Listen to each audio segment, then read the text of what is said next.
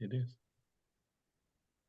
I think we're going. I don't You know are that already. it announces it again. Okay, good. Okay. All right, great. Welcome everyone to our community call here on February 13, 2024. We're already into February of 2024. We're here to talk about effective marketing, a topic that has been hot for retreat centers over the past several years. And effective marketing with limited resources, particularly. This is an interactive discussion today, so I do not have all the answers, but I think together we have a lot of answers. And I'm excited to learn with you and from you about different ways that you're doing some problem solving around marketing. I have a whole agenda put together to help us get into that conversation, some breakout rooms, a poll, some larger group discussions, and some prompts. But to get started, I wanted to just share, as I usually do, some of our little framing slides here that show our core values and how we hold these kind of conversation spaces. So let me switch over to this. Let's see if it'll load here. Nope, does not want to load. Okay, try it again.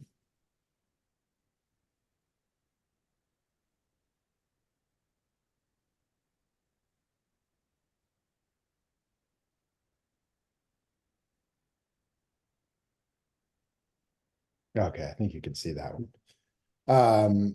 Our core values here at the RCC are the power of place and space. That connects us to all different kinds of retreat centers. Some of them have land, some of them don't have land, some do overnights, some don't. But all of these places and spaces have power for contemplative practice, for transformation, for community building. We value the interplay of inner and outer work, that the inner work prepares us for the outer work, and the outer work supports our commitment to universal flourishing. So our work at retreat centers is part of a much bigger work in the world, working toward all flourishing. That allows us to work across a huge range of traditions, geographies, programming styles, programming approaches. And it's been really meaningful to get to learn from so many different kinds of retreat centers who are all sharing these kinds of core values. In our community calls, we have some kind of basic agreements that set up the environment for how we spend time together in these spaces. Encourage folks to speak from your own experience. Your voice and your story are important.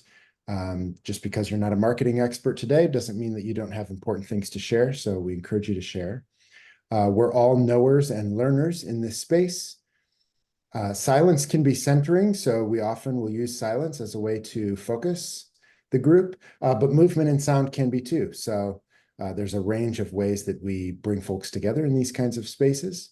We encourage you to keep each other's stories confidential, but also to share what you learn. So if there's a learning that you can harvest out of other folks' stories, encourage you to share that learning, but keep their stories confidential. This space is invitational. If you have a lot of energy and are able to jump into sharing more, we encourage you to do so. But if you don't, we encourage you to participate as you're able. So this is a kind of a drop-in space for some folks. And we try to record the calls for folks who can't be here or who can only be here for a portion. So we invite you to participate as much as you're able to do. We encourage you to hold this comfort with grace and deep listening. Over the past several years in my role here with RCC, there's been a lot of discomfort. Retreat centers have gone through many hard things, and holding each other with grace and deep listening has been a big part of us building community together. We're not here to fix each other. We're just here to learn. And the last little quote here from Dr. Leticia Nieto is, "Choice is the smallest unit of liberation." And that is an invitation to choose how you want to show up, choose what you want to get involved with in terms of collaborative projects or people you want to connect with.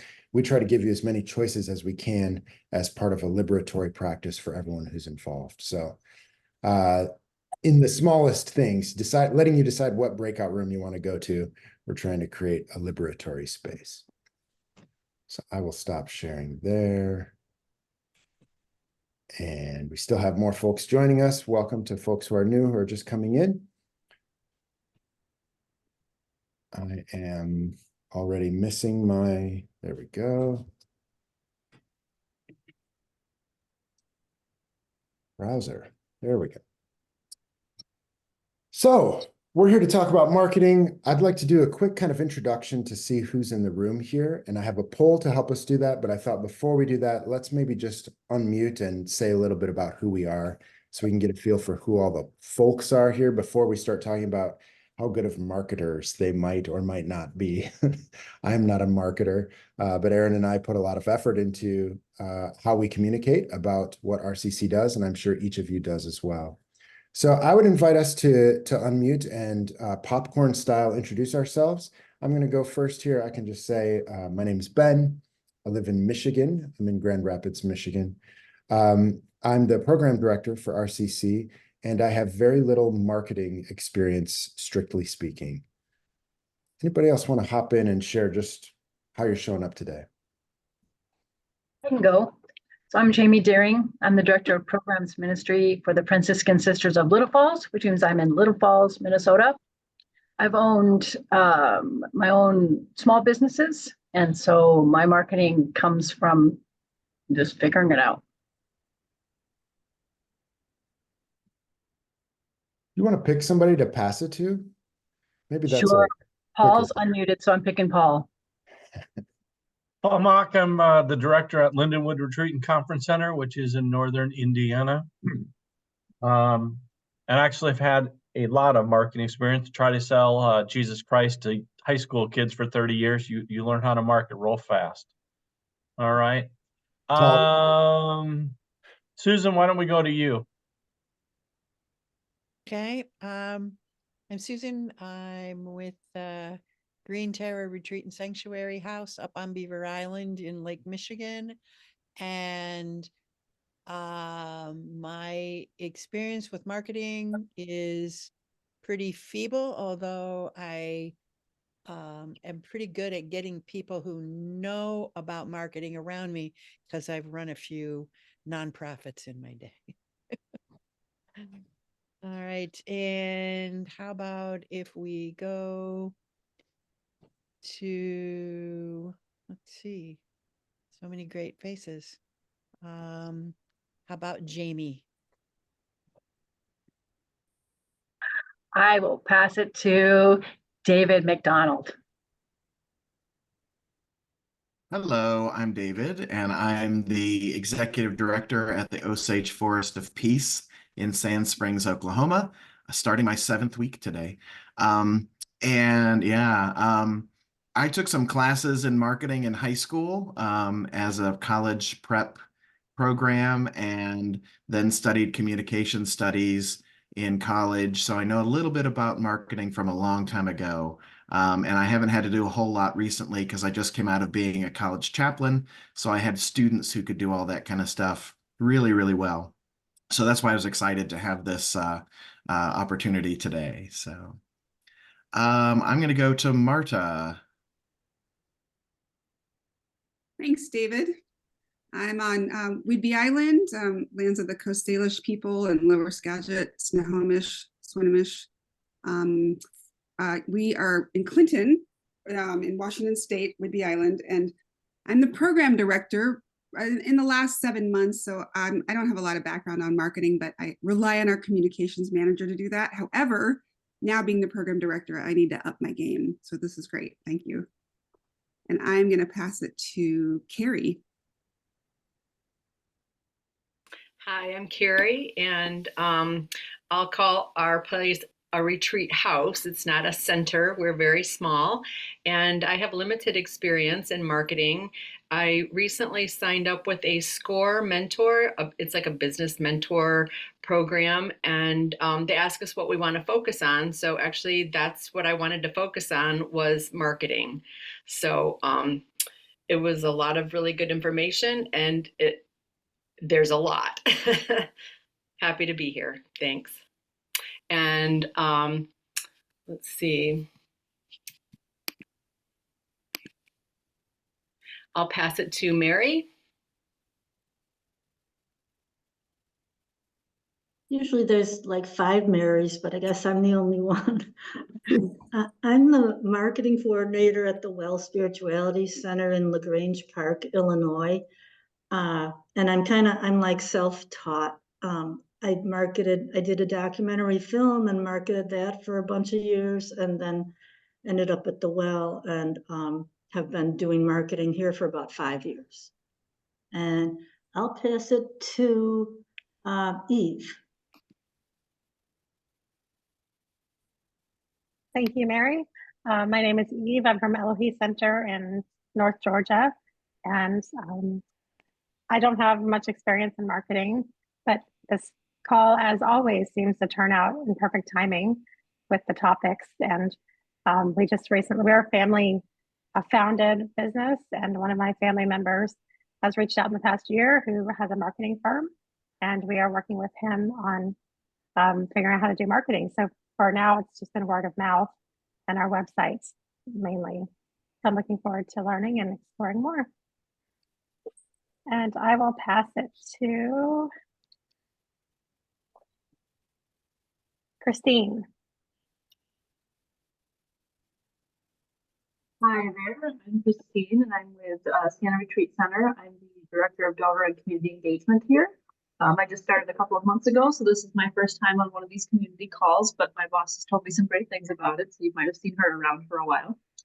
And my background comes from other types of nonprofits in fundraising and marketing.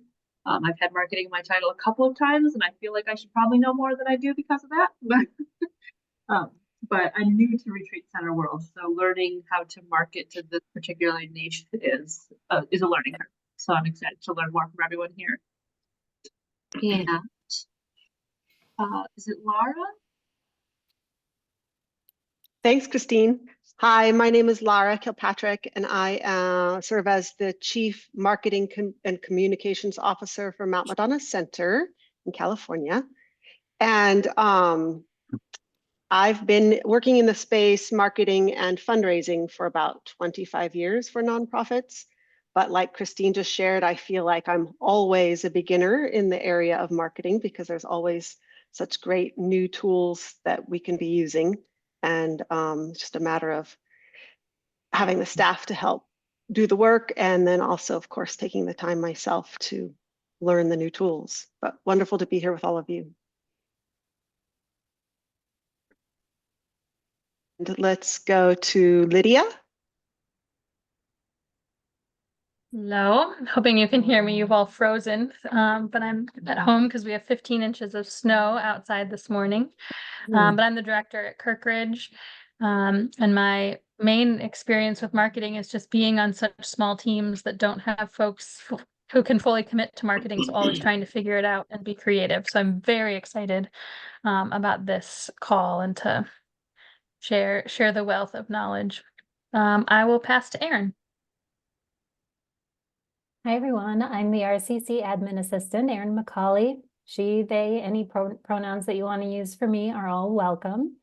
I'm in mid-Michigan, about an hour away from Bend. I live in the middle of the mitten, and I'm just very happy to be here to support all of you. I do have a little bit of marketing expertise. I work with independent authors on creating some of their books. That's my other part-time job. So I work with them a little bit in that arena, not for Retreat Center specifically, for RCC a little bit, but I'm always glad to share what I know and always glad to learn more from all of you. Great to have you here. And can you help me out and raise your hand if you haven't been called on? Rebecca Mason, would you like to introduce yourself? Sure. I'm coming in from Cody, Wyoming, and I'm at TAC Wyoming Retreat here. Marketing, I have done a little bit over the last 3 years of being in the director position, stretching myself a little bit each month, especially in the off season, which we are in right now. So I was excited about this call. Anybody else? Oh, yes. Okay. The other Rebecca, Villa Maria. I was going to pick on you, Rebecca, and then they picked you. So It'd have been easy to remember if they said Rebecca.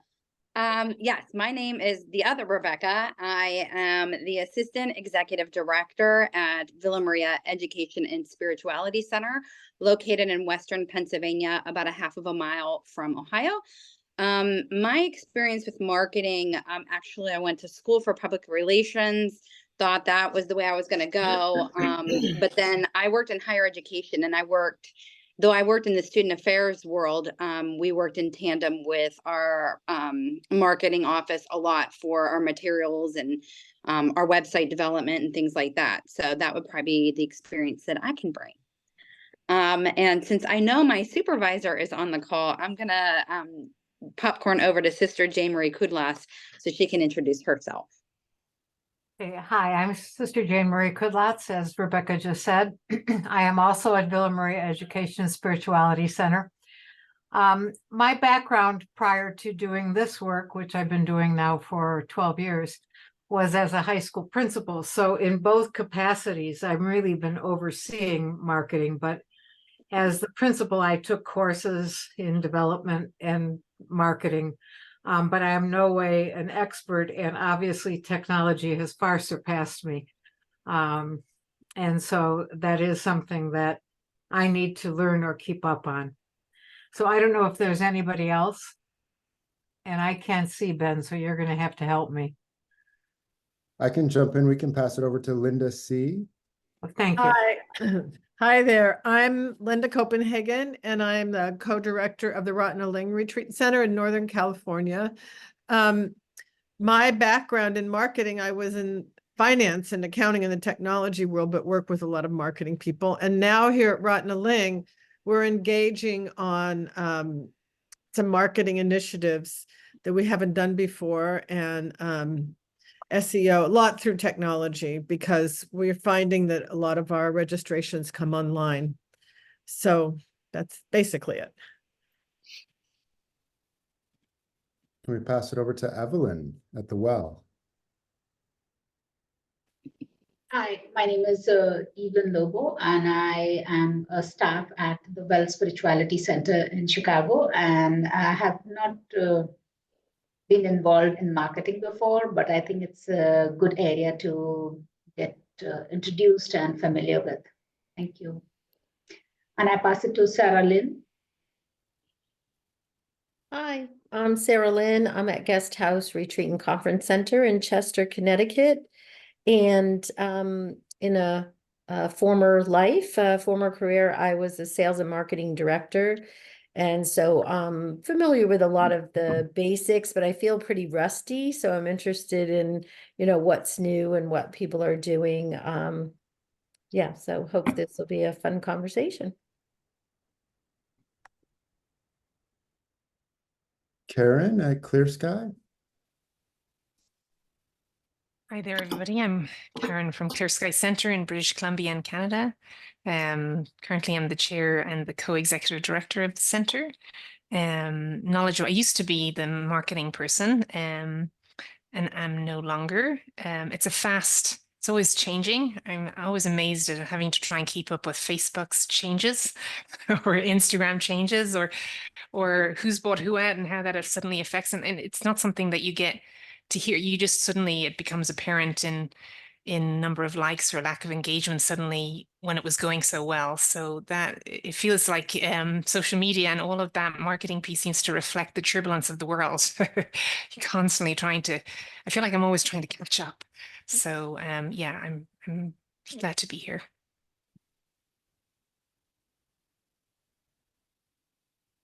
Trevania. I'm Trevania Henderson. I'm the president of the board at the Dharmakaya Center, which is a well-being retreat center in upstate New York. I actually do marketing for a living, but my focus is healthcare, like hard science, which is very different from trying to market a retreat center. So I am interested in what has been working for people. I don't know if Holmes Camp and Retreat Center has gone yet. I have not. My name is Grace. I work at Holmes Camp and Retreat Center. We are a camp located about hour north of New York City. And my experience with marketing is basically nothing, just sort of, getting through it, trying to figure it out. Studied communication a long time ago. And like I think somebody else said, it just changes. Everything changes so fast that we're a small office with about 7 people.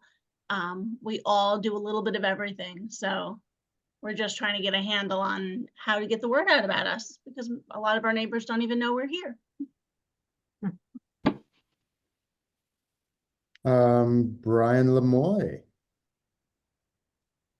Hi, Brian Lemoy from the Franciscan Center in Tampa. Not a lot of experience with marketing, but we've done a lot to foster relationships with community partners, trying to generate some real energy with social service agencies, government agencies, non-government agencies, other groups doing good work in the area as a first step so that we can demonstrate our commitment to the right kinds of concerns and issues. Happy to be here. Thanks.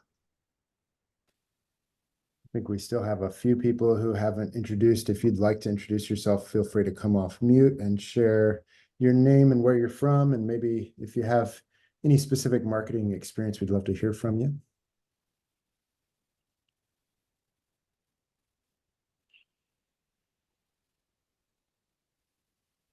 And it's okay if you're not feeling like talking right now.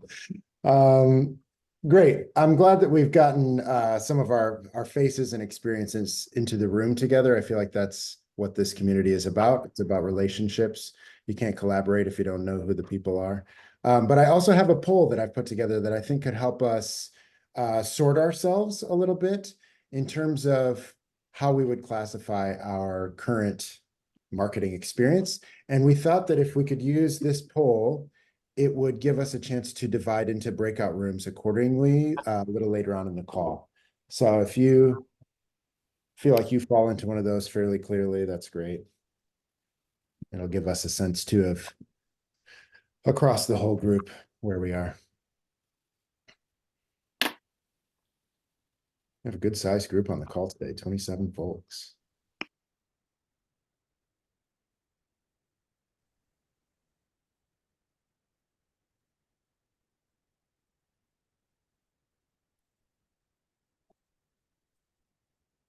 All right, I will give it just a couple more seconds here.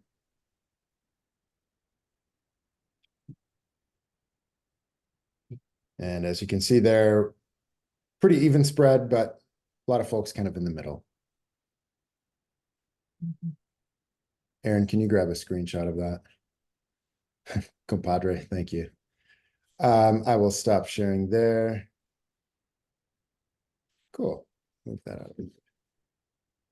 So here's what I have set up for us, and happy to kind of work with what's emerging as we go too. So if certain topics or issues become really vibrant for us, we can always set up a breakout room or something towards the end of the call to go deeper on specific topics. So I want to kind of flag that for all the things that I'm going to suggest that we do on this call today. I thought we might start with some breakout rooms where we could sort by marketing experience and just talk about what are our burning questions. What are we holding? What would we like to get out of this call? What's a challenge maybe that our center's been facing that it would be great to work with peers to see how they're addressing it. Burning questions broadly. Spend some time talking in smaller groups about those, and then come back into the large room and kind of chat and see if there are some themes that are coming out from the different rooms. And then I have some discussion prompts that we can keep going as a large group and talk about who are we trying to reach? What communication tools and platforms have proven the most effective for the type of programming that we're doing? How are we expanding or deepening our guest base? Are there certain approaches that are key for us right now or that we've tried in the past and we're trying to stop doing? You know, it'd be great to hear kind of how other folks are thinking. And then as that conversation continues, I have a sense that a lot of specific questions are going to come up around who's doing direct mail and how is that working? Or who's doing memberships and how is that working? Or, how are you segmenting your list serve? Those kinds of questions. And if there are folks who are really interested in going deeper on something more focused like that, then we can set up breakout rooms around those specific topics, and you can speak with peers about your questions around those.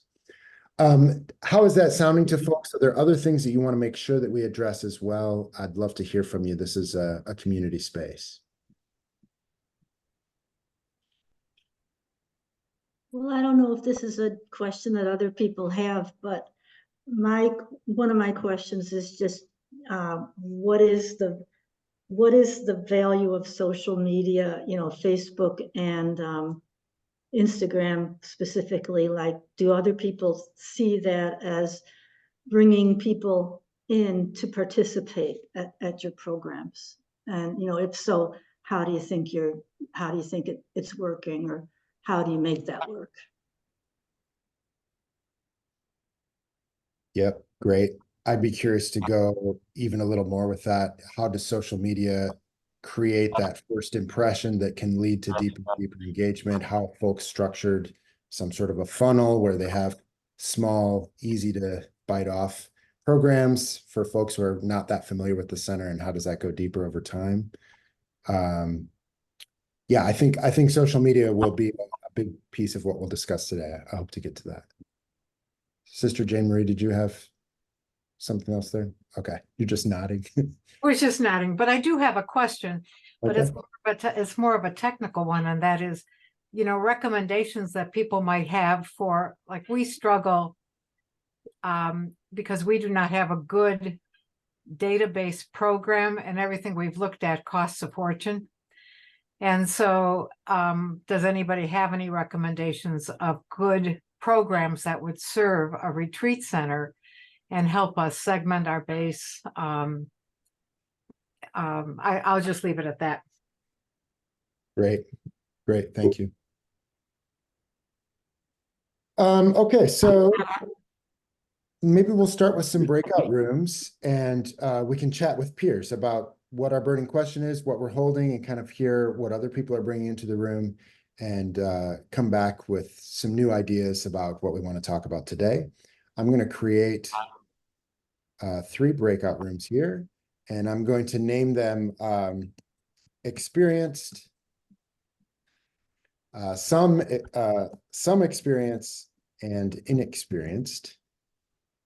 And feel free to sort yourself. So I'm going to make this open for you to choose where you want to jump in. So no shame in being inexperienced. And let's give ourselves 10 minutes here. All right, I've opened the rooms. So if you go to breakout rooms in your bar, it'll be over on the right side at the bottom of your screen. You can look for the room you would like to choose and click the blue join button.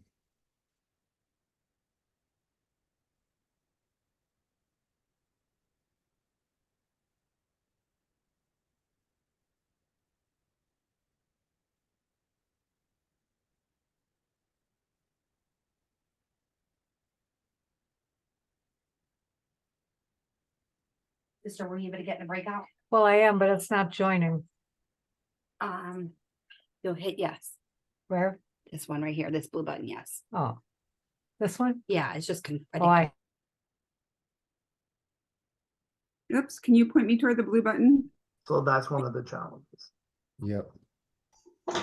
Welcome back, folks. Hopefully you got some chatting in. I realized that for 12 people in a group, 10 minutes is not much time at all. 20 seconds a person. What's your burning question? So I hope you're able to at least get into the room a little bit with each other. Anything that felt vibrant or felt was shared across the group? I'm curious to have folks reflect back what they learned or what they heard.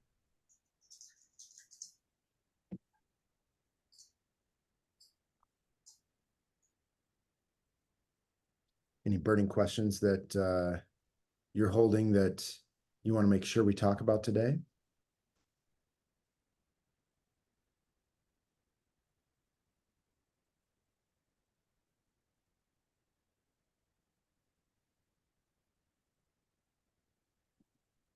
So this is a question that I was going to bring up just as we were going away to the large group.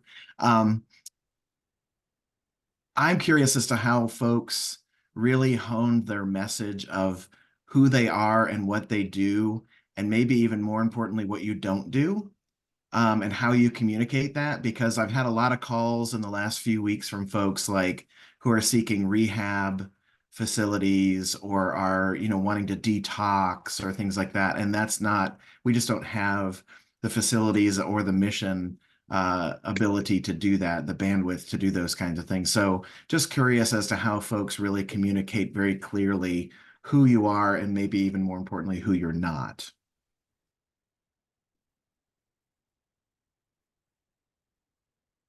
Thank you, David. Yeah, very valuable. Other folks have pieces they want to share.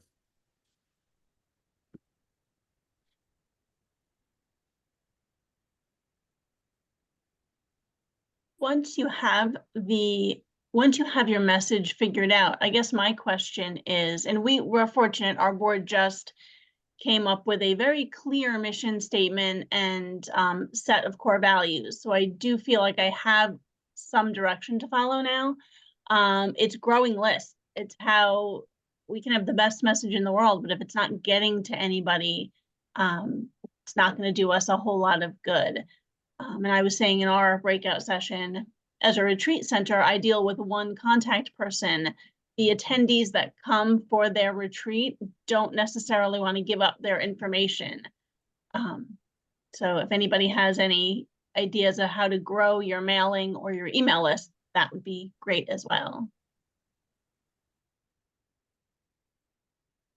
And I do know how important it is for people to opt in these days. You have to have them opt in. You just can't get their email address and put them on the newsletter.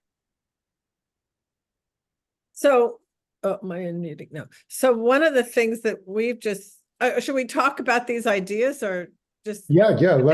This is a good one. Okay, because mailing lists is what we're working on as well. And so the same thing, we don't want to put people on the list that didn't opt in or give their permission. So one of the things that we do, we just changed, we handle everything through a reservation system and retreat management system, Retreat Guru. And so one of the things that you do when people register, you can say what kind of questions they get. And so one of the things that they would register is to check the box to opt into the email list. So what we just did is we changed it so that box is automatically checked and then people can uncheck it.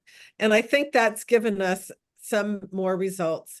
But the other thing that happens is that oftentimes when people are registering, they've never been here. So the second thing we do is when they get here, we have them sign a release. And so we ask them at that time, would you like to be on our mailing list? But even then, they may not have experienced the center yet. So the last thing that we do, I think it's the last thing, is we put on, when people leave their key to check out, we put a little list where they can write in their, write in that they want to be on the mailing list. Because we pick up a few more that way because suddenly they know where they are and they go, oh, I would like to know more. And so they fill it in then. So, and then each week now I have somebody updating our mailing list from each of these sources so that everything that goes out goes to everybody. So that's and then the Lion's Roar ad is specifically for the mailing list. So it says, Rottnaling Retreat Center. Now it's going to say meditation, yoga, and Tibetan yoga in Northern California. Because it's just been saying, I forget, it had a picture of the center, which was beautiful, and it said retreat to the redwoods, but what kind of retreat? It was like, so I said, this is not getting anything. So now we say meditation, blah, blah, blah. It's about to go in. So what happens with this Lion's Roar ad is that people, and then we say, click here and get a $50 off your first retreat. So we have them click. If they sign up, they get a discount code. And they go and we use Constant Contact for our email list. And so what happens is if they sign up that way, it goes into a special list in Constant Contact so I can see who actually signed up through that mailing. And that's where we got, it's actually 6 instead of 8 because 2 were experiments, but and then if people use the coupon, we can see that. And so that's another way. We were trying to expand our mailing list outside of the yoga space, which is where most of the people are. And we get, I don't know how this compares, it'd be interesting to know as well, but our open rate for the email is about 45%, maybe sometimes as much as 50, but not usually. And then the clicks are like, I think 1.5% or 2%, something like that. So, but again, we find that when we send out a mailing is when we start getting registrations. So we send something each week. We do what we call a blast each week, which is just a list of retreats that are coming up, 4 or 5, something not very big, and then a newsletter once a month where we've got more content. In a previous marketing call, I know some larger centers strongly recommended that you set up your website to have the little pop-up window that comes up that says join our mailing list. We do, yeah. I don't know if it's really good too. Yeah, really easy. Yeah. I want to just read a couple things in the chat, and then if other folks want to continue conversation, I encourage that too. But I want to name that there are a few questions in the chat. One says, I feel like we have spent a lot of time investing in social media communication, and now are seeing the ways that Facebook especially is intentionally limiting how much folks are seeing our stuff. Wondering what that means for this moment after being dependent on social media. Do we need to go back to older ways like mailings and phone trees, etc.? I haven't heard the phrase phone trees in a while. And then says, I would also be curious about what folks' experience is with advertising these days. Kirkridge used to depend so much on advertising in Sojourners, Christian Century, NCR, etc. It is so expensive, and I wonder if there's any value these days. Our budget would be so low, but could maybe do one ad once or twice a year. Is it worth it? Print or email more productive? Lots of questions there around different ways to get in front of potentially your audience. I guess it depends on if that's actually your audience. And then some questions here around, are there free resources that folks would recommend here on this call for improving your skills at things like Google Analytics, SEO, Facebook ads audience? How do you build that? Etc. And folks have named google.com/grants, which offers some grants for nonprofits, nonprofitready.org being another.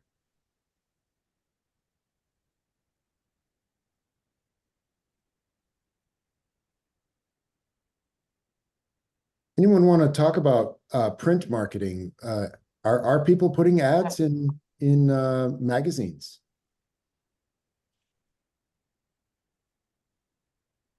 So we put ads in the local and regional papers, and we see it as more community service than marketing, supporting our local businesses.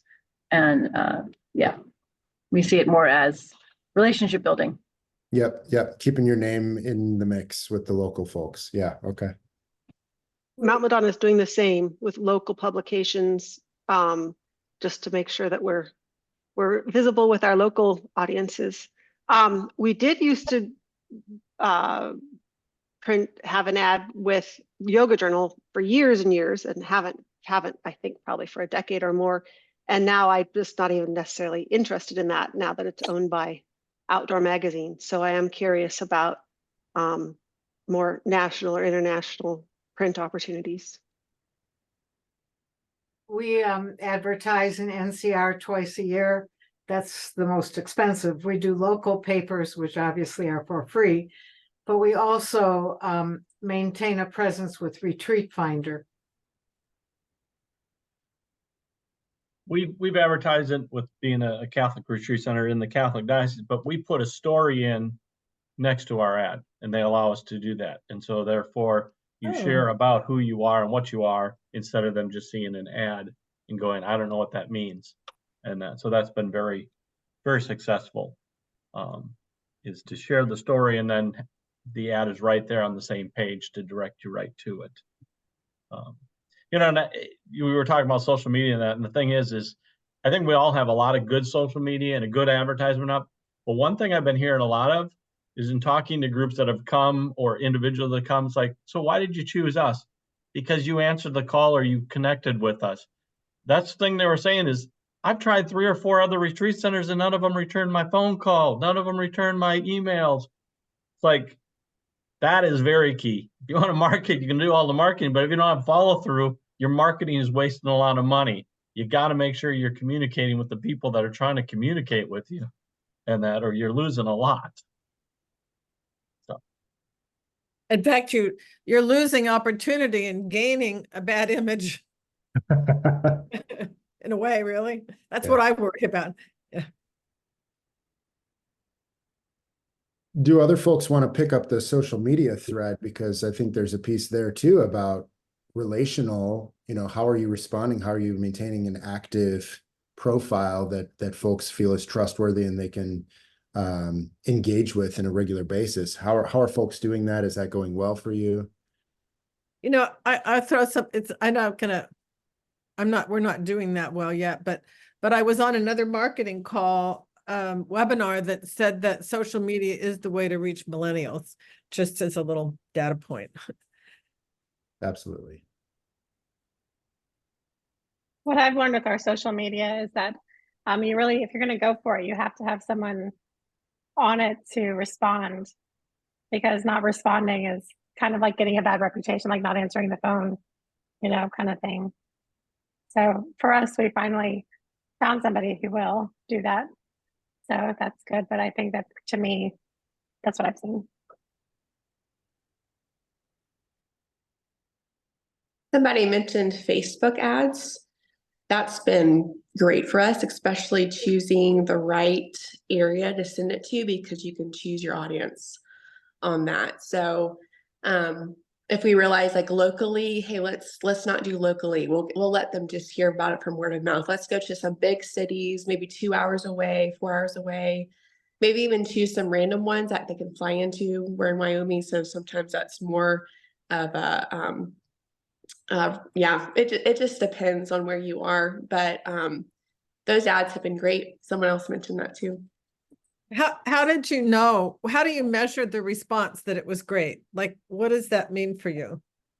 Oh, once you open the ad, they actually tell you all kinds of information for how you're doing, and you could eventually add like another network of people. Like, where do you want to send it out to as it goes? You can decide how long you want it up. You do pay for it, so you can take it down, keep it up.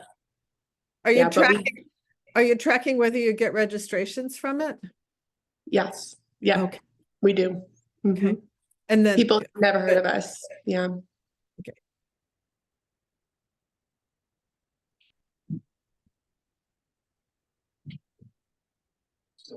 Somebody, if we could hop to someone mentioned Google Ads. Who's been through that process, and it's complicated. If anyone can speak to it, if you've gotten it up, that'd be great to hear about. I can speak to that a little bit. We've been using the Google Ad Grants for not-for-profits for years, and it was a real game changer for us. And yes, it is a bit complicated to set it up, and but the good thing is they do give you someone to help you. They offer support to do it. At least they did when we signed up, and they can continue to give you good feedback. They send you reports about how you're doing, how many clicks you're getting, all of that. Once we had it set up, though, it was very easy. There's not much you have to do after that. And, so we just find that really, really helpful, and it saves you so much money if you were already, using Google Ads. Can I ask if you have a focus on your retreat at large name, that kind of ad, or is it a specific retreat that you use the platform for? We use it for our center. Yeah. So using our retreat center name is our main focus. Yeah. Occasionally we'll run an ad for specific retreats, but we find that using our retreat center name gets us much more response.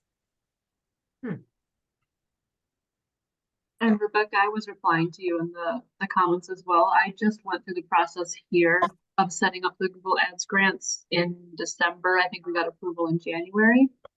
We were not offered support. That was not, I don't know if that's a thing anymore, if I just missed it. Wasn't really given any support for that, but it was pretty straightforward to set up. We just had complications because our systems are all held by different people and we're trying to get all that straightened out. So I just had some weird little hurdles to jump through. But like she was saying, once it got set up, it was pretty straightforward.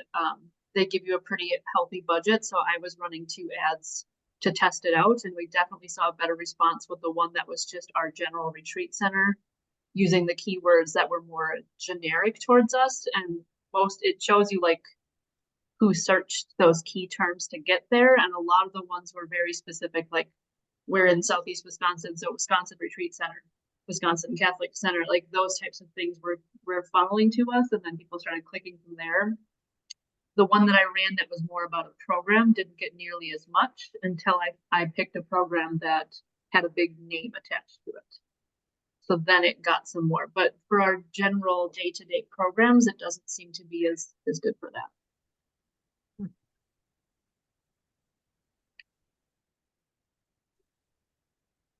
If folks who have more experience can connect me or correct me if I'm wrong, but I think one of the benefits of things like Google Ads is that you can pilot 3 or 4 different ones and see which ones get the better response and then continue with that one that seems to have done better than the others. So it really allows you to evolve your messaging in a way that's connecting with your audience.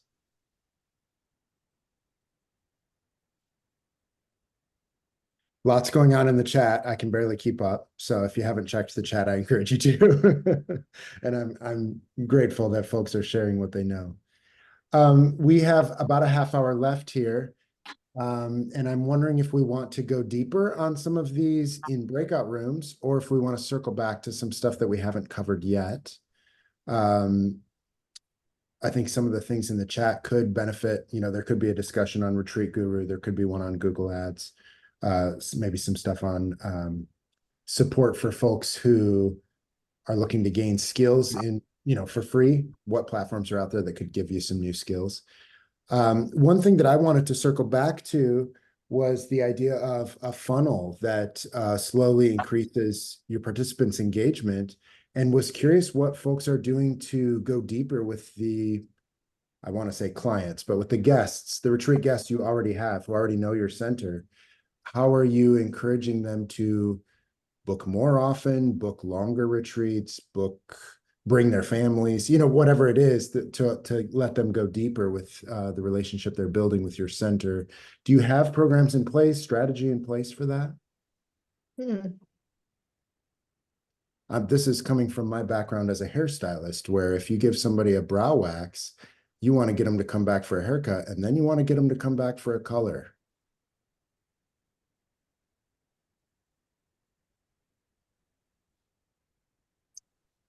Well, this might open up to the conversation of memberships. Yeah. We don't have a membership, but we've talked about that. And so I'm curious if anyone here has memberships. I'm curious about that too. I don't know if any centers on this call do, but I know many centers in RCC do, and many of them are very, very cheap, if not free. So it might be $20 a year, but it just kind of thickens up that relationship a little bit more, where they feel like they have, a hat in the ring or something.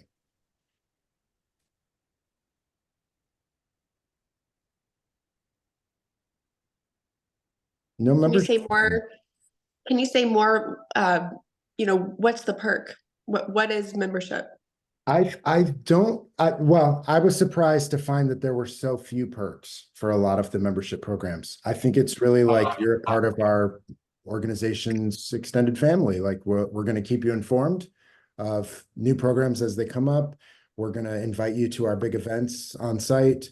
But it wasn't really more than that. It's sort of just a mild step up from being on the mailing list, which is not what I expected. And so I've been surprised to hear that so many centers are doing it. And I don't know what distinct benefits the center is receiving. And I also don't know what distinct benefits the members are receiving. I'd be curious to have more folks speak to their own center's experience.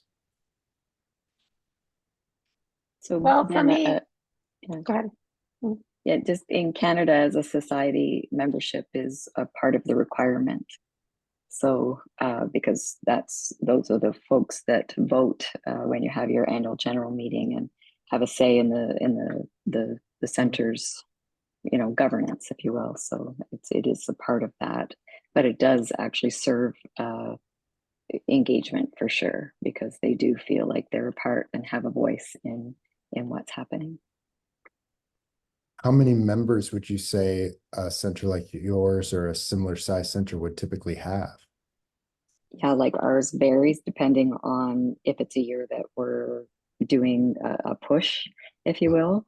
But I would say we average at about 60 to 100 members. Okay. Yep.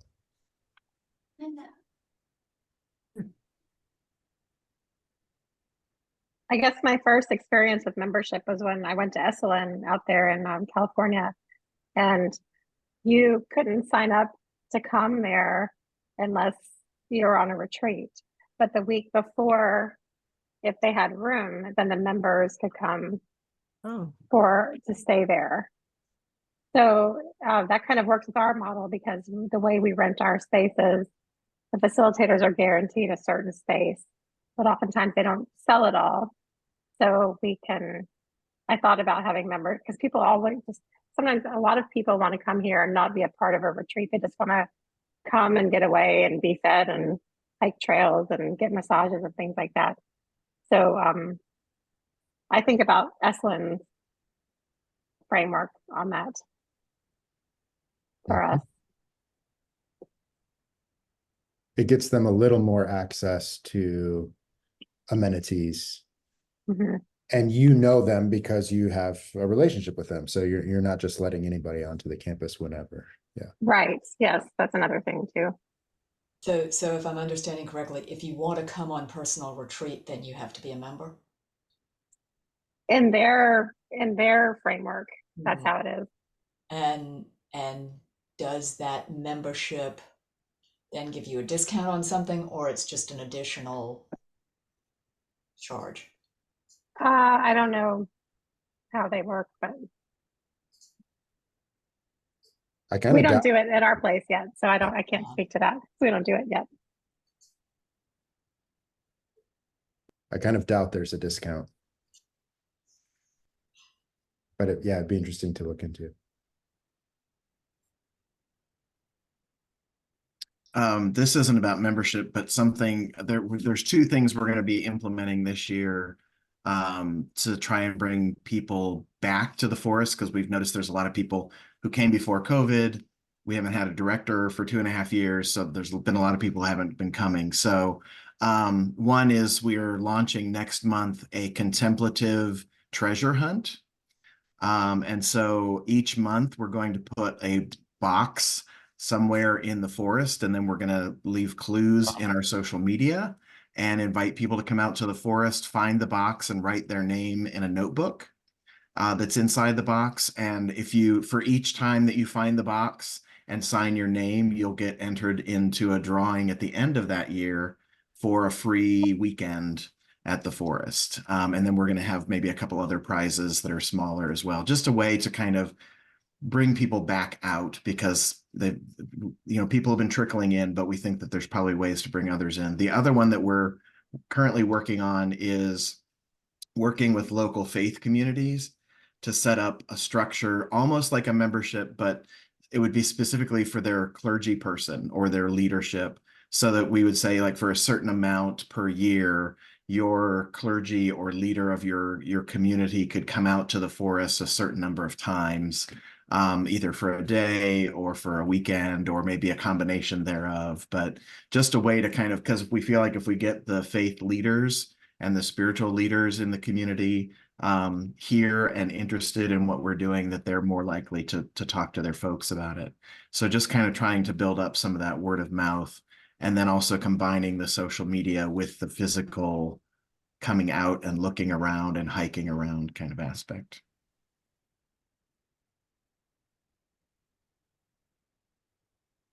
I love that.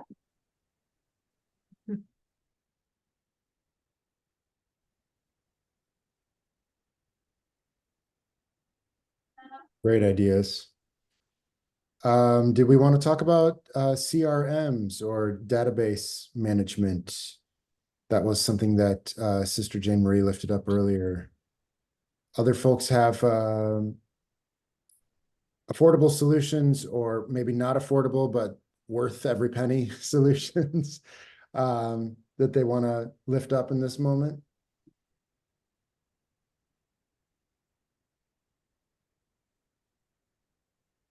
We use Pipedrive for our CRM, and we've been using it for a number of years and find it, satisfactory. And the price, I would say, is reasonable.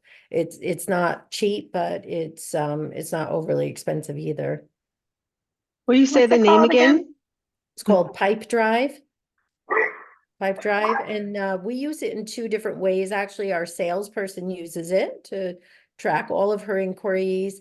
And then when she does close a contract, she passes the contract over to our coordinator, and the coordinator then uses that same system to track all of the, emails and communications with the group. This is for rentals until they arrive. So it's really a great tracking system, and it can connect to your email as well, so that everything is in there. When you need to look up something that happened with a group, check emails or whatever, it's all in one place.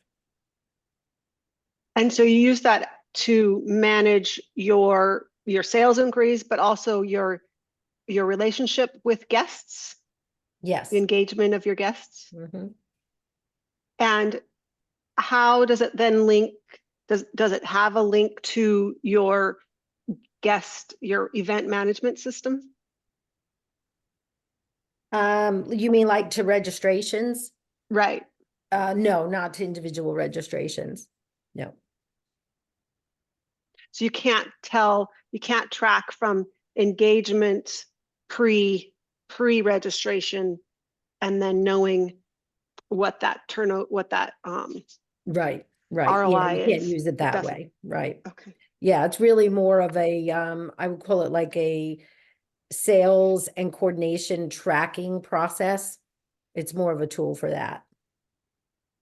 Yeah, we're moving to Retreat Guru, and we've been so fortunate as to have had a proprietary free system managing all of our registrations for the whole history of the center. And but now I'm being told that Retreat Guru really does not have the CRM capacity, but of course they have the ability to connect with the CRM. And I'm really wanting to figure out what might be that other platform that we can use in conjunction with Retreat Guru. Right. We use CampBrain. I don't know if anybody has heard of that one. CampBrain, ours has, and I think there are other modules, but we use it for camp registrations. We use it for fundraising, and we use it for retreat group registrations. So it'll do contracts and track everything the retreat group needs. It is our donor database. And when we do programs, we use the camp end of it to track registrations for our programs. We switched over about a year ago, and it has some drawbacks, but for the most part, we love it. It's been definitely better than what we were using before. CampBrain? Yes. Yep. I think they're Canadian. It's a Canadian company. And I can't say enough good things about the support.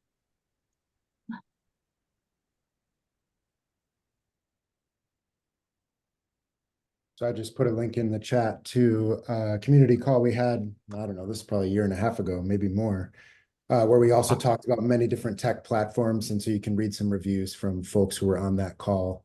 And they talk about what they like and don't like about various platforms. And Erin has put another link in from a more recent conversation. So thank you.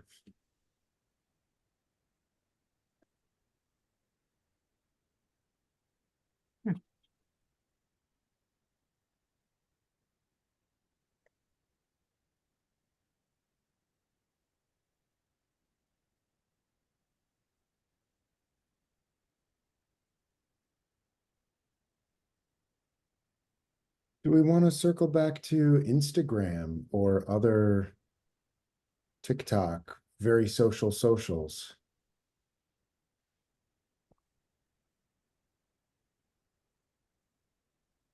I feel like that has been something that RCC, Erin and I have avoided because we don't feel like that's where our audience is. And I wonder how retreat centers are feeling about that.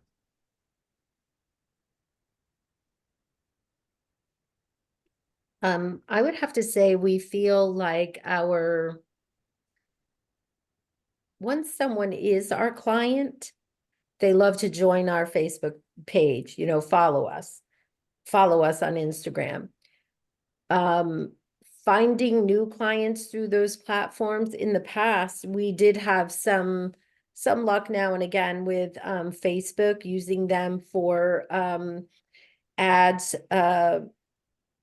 for our center as well as for employment ads. We had particularly good luck with the employment ads, which they no longer do. So really, we utilize our social media as to keep a sense of community for those that already know us, right? And, posting new pictures or activities, things like that are going on, volunteer opportunities, that kind of thing. But as far as generating new business, we haven't seen anything like that happening in a couple of years. It's just, they've changed so much. And so, we're going back to more constant contact and, freshening up our Google ads, that sort of thing. And also, not being shy about asking people to share about us. Is word of mouth is really one of our best opportunities.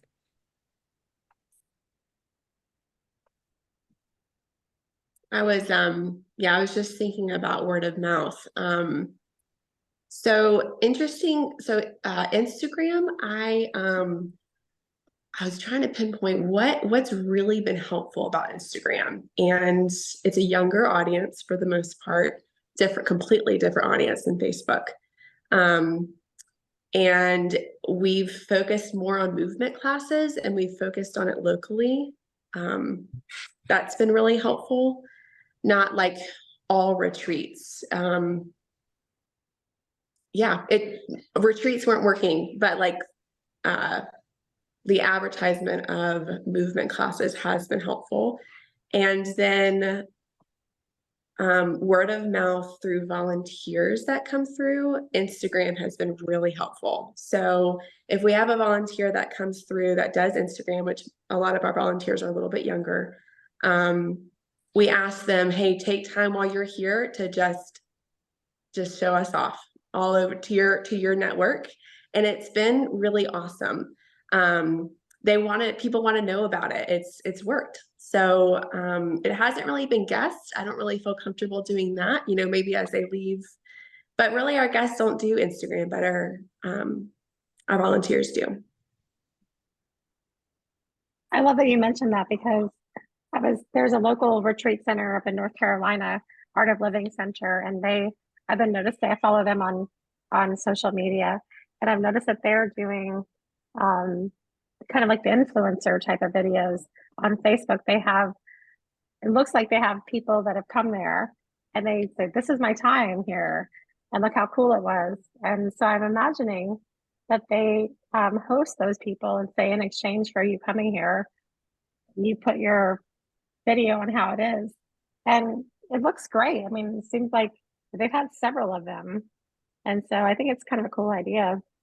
And it's reaching, I think Facebook, our demographic is probably women between 35 and 65, and I think that's the Facebook demographic kind of.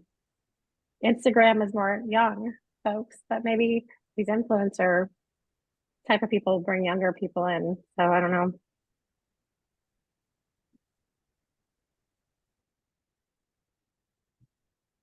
Danya, do you have your hand up there? Yeah, just to chime in on a couple of things. One, I think we've finally turned the corner on cracking the nut of social media.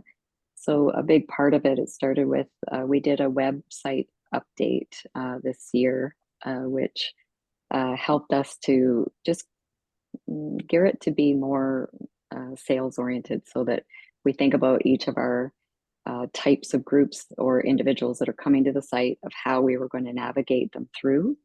And then all of our efforts were driving everything to the website. So whether it was MailChimp or our social media. And one of the things, like within about 6 weeks of our website update, and again, we started to really lean into Google Business and making sure that we were, keeping current on our Google ads, Facebook ads, and boosting our Facebook posts. And then, of course, by default, those were all being posted on Instagram. And we had a silent retreat, and 3/4 of the people that showed up for that retreat were brand new people who had found us through Google. So it was really, and we were like, okay, that's a fluke, and then it just kept happening. And 2 strategies that we've used, one is called Why Bethlehem. So similar, Eve, to what you were just talking about, is like when somebody comes up to me after their retreat and they've got this glow and they're giving me their verbal testimonial, I'll say, can we just go and capture this for a moment so we can share it with others? And then, so we just ask the question, why Bethlehem? And they give their 30-second or 1-minute why. And it's fallen off these last few months through the winter, but we'll kick it off again in the spring. So we just keep those videos, and they're great for all kinds of reasons. We also did a short promotional video, which is now on the front page of our website, that we're going to update now because we just kind of threw it together. But we're using a lot more video because it's so challenging to get people to feel the feeling, and that's what we, that essence. And so capturing that opportunity to make sure that people, when they're feeling what that is, that they're expressing it. So the second strategy was to really push our the rating, Google, like, Google rate, when you rate businesses. So we focused, and we put a little scan code in each of the information sheets in the bedrooms, so that then if they were feeling the warm and fuzzy, they just had to scan to connect and give their review. And we now have, so all our reviews before were horrible, and now all of our reviews are awesome. So the last, we've gotten, I think, about 8 reviews in the last couple of months, and they're all we're pushing now to get up to 5 stars. And then the final thing is to really just, again, using a lot more video in Instagram. So we started doing collaborations. So if there was an organization that had been coming here for years that were typically just a booking, and they were completely tied to our mandate and bringing their own followers, we would work with them in collaboration and say, can we do joint marketing? So that we were both contributing to the marketing. But the benefit to us is all of a sudden our demographic went from 62 plus to way lower and more diverse, both diversity in all realms.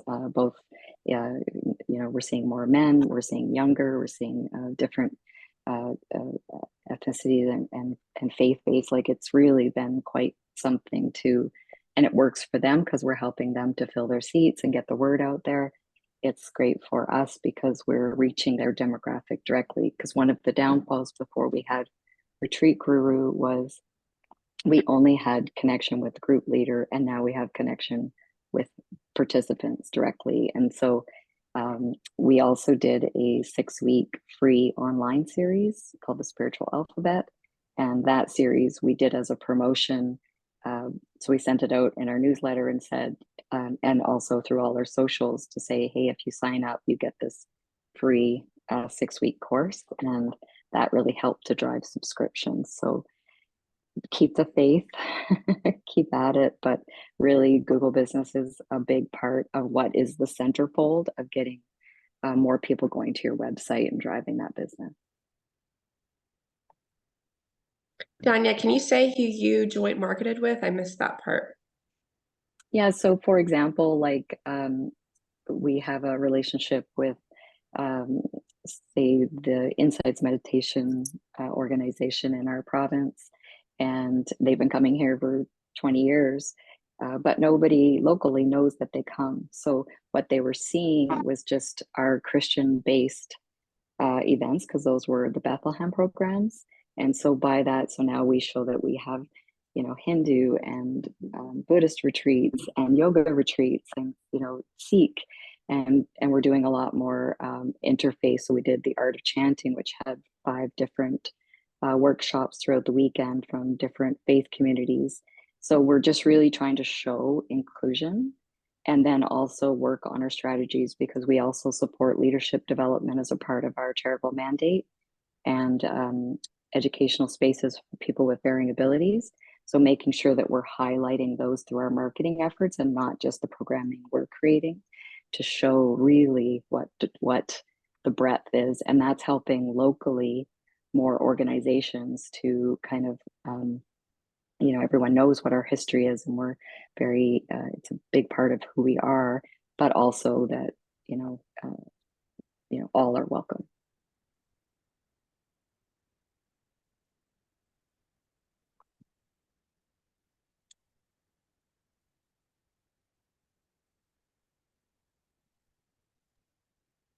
I feel like this is a good time to pop this link in the chat. You can watch this after our call is over. But when we were at Five Oaks for our annual retreat this past fall, the director there talked about how they invited a queer, I think, drag young person performance group to come to the center. And they said, we'd love to come to the center, but none of us know what the heck your center even is, or why any of us would ever go there.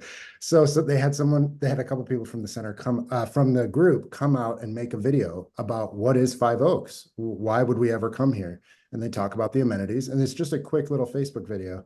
And I was like, I need to see this video. You got to send this to me. And it's sloppy, it's goofy, but because it's like made by a peer for a peer, it like really works. And so if you can encourage those kinds of messaging, yeah, I just want to back up everything you're saying, Danya. It sounds really, really accurate.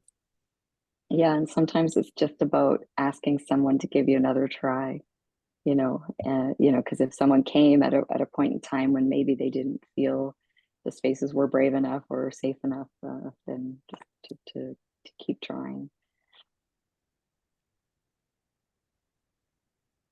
We're coming to the end of our time here. I'm so grateful for all the different directions this conversation has gone. I'm hoping that we covered the burning questions that you were holding when you arrived.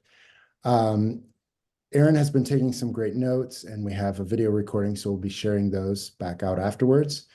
Make sure you go through the chat and find there's a lot of links in there. I have, like I said, have not kept up with it.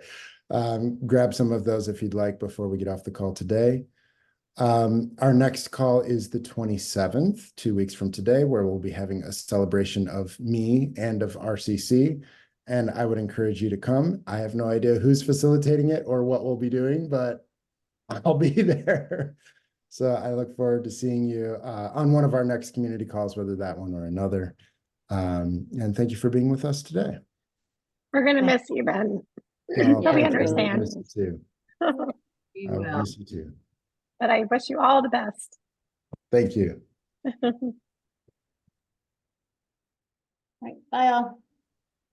Bye-bye. Take care. See you in a couple weeks. Thanks a lot. You bet.